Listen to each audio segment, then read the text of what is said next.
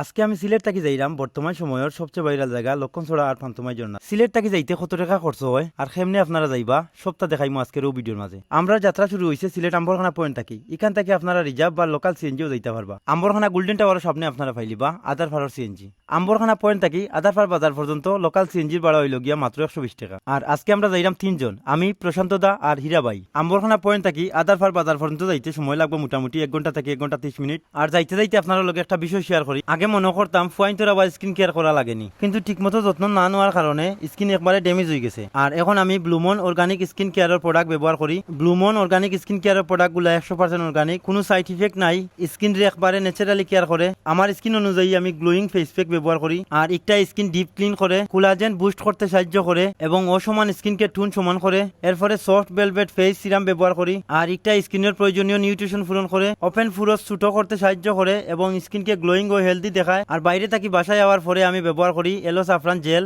আর একটা suntan sunburn ও dark spot remove করতে সাহায্য করে। আর সব শেষে ব্যবহার করি CIN cocoa face and body butter. আর একটাই ময়শ্চারাইজার ও মিনারেল সানস্ক্রিন হিসাবে কাজ করে, স্কিনের ইলাস্টিসিটি বজায় রাখে, পরিবেশগত ক্ষতি থেকে ত্বককে রক্ষা করে এবং 24 ঘন্টা ময়শ্চার লক করে স্কিনকে বেবি সফট রাখে। শালুটিকুর বাজার থেকে আদারপাড় বাজার পর্যন্ত কিছু জায়গার খাম চলের, কিন্তু সাইডে সাইডের প্রকৃতি আর দূর থেকে মেঘালয় পাহাড়ের দৃশ্য দেখলে সব ক্লান্তি দূর হয়ে যাব এক নিমিশে। সো ফাইনালি কিন্তু আইছি আমরা ফিরোর বাজার। আর একটু সামনে হইল গিয়া আদারপাড় বাজার। আদারপাড় বাজার না গিয়া কিন্তু আমরা ফিরোর বাজার নৌকা কাটতে গিয়ে নৌকা রিজার্ভ করে লিমু। আর এক নৌকায় চাইলে আপনারা বিছনাকান্দি কুলুমছড়া লক্ষণছড়া আর পান্তমাই জন্না ও সাইডটা স্পট ঘুরিয়া দেখতে পারবা। যেহেতু আমরা লক্ষণছড়া আর পান্তমাই জন্না যাইমু, এর লাগে কিন্তু নৌকা রিজার্ভ করছি আমরা 2000 টাকা দিয়া আওয়া যাওয়া। আর নৌকা ভাড়া করার সময় আপনারা বালা করে ফুড়ে যা নৌকা তুটবা, কারণ এই ঘাটের মাঝে নৌকা ভাড়া ফিক্সড নাই। ফিরোর বাজার নৌকা ঘাট থাকিয়া প্রায় 30 মিনিট নৌকা ভ্রমণ করিয়া এখন আমরা আইছি লক্ষণছড়ার ঘাটও।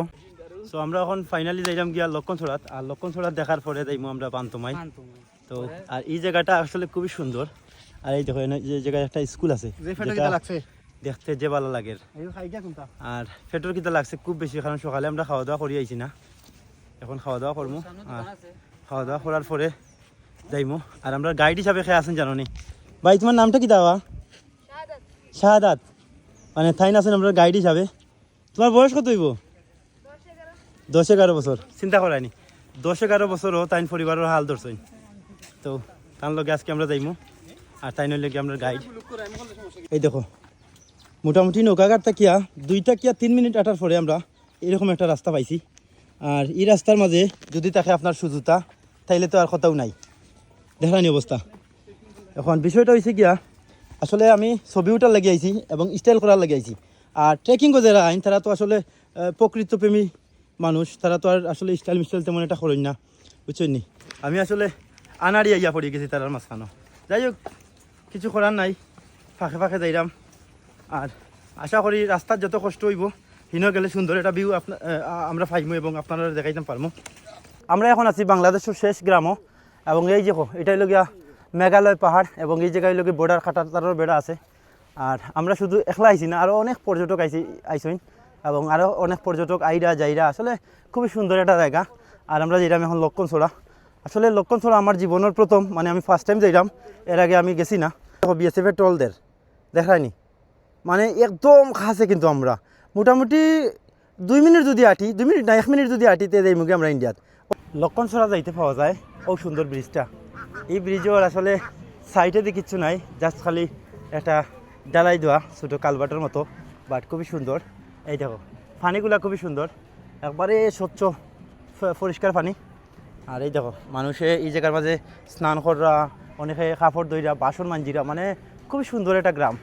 কিতা কইতাম, এত সুন্দর গ্রাম, মানে এক কথায় অসাধারণ, অত সুন্দর একটা গ্রাম।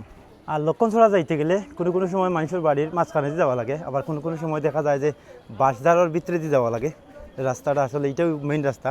সো ফাইনালি কিন্তু আমরা আইছি এখন বর্তমানের সবচেয়ে ভাইরাল জায়গা লক্ষণছড়া। জায়গাটা এত সুন্দর যে আপনারা যদি নিজের চোখে না দেখেন তাহলে বিশ্বাস করতে নাই। আর লক্ষণছড়ার সবচেয়ে আকর্ষণীয় বিষয় হইল গিয়া ও ছোট ব্রিজটা, ব্রিজের সাইড হইল গিয়া মেঘালয় পাহাড়। আর লক্ষণছড়ার পানি খুবই পরিষ্কার এবং বরফের মতো ঠান্ডা, যে কোনো মানুষ দেখলে মনে করবো মিনারেল ওয়াটার। আর ও জায়গাটা হইল গিয়া ভারত বাংলাদেশ সীমান্তর একদম কাছে, এর লাগি ব্রিজের কাছে বা বেশি ভিতরে যাওয়া যায় না। আর মোটামুটি সবসময় দেখা যায় এই ব্রিজের মাঝে একটা নীল তেরফাল। আর এই তেরফালটা কিতার লাগি থাকে বা কিতার লাগি দোয়াইছে আমি কিন্তু জানি না, আপনারা যদি জানিয়ে থাকেন তাহলে অবশ্যই কমেন্ট করে জানাইবা। আর সবার কাছে আমার একটাই অনুরোধ এই জায়গার মাঝে আইয়া বেশি চিল্লাচিল্লি করবা না, কারণ দো সাইডেও কিন্তু মানুষের বসত বাড়ি। লক্ষণ ছড়া ঘুরা শেষ করিয়া এখন আমরা যাইলাম গিয়া পান্তমাই জন্নার উদ্দেশ্যে। লক্ষণ ছড়া নৌকাঘাট থেকে মোটামুটি 15 মিনিট সময় লাগবে পান্তমাই জন্না যাইতে।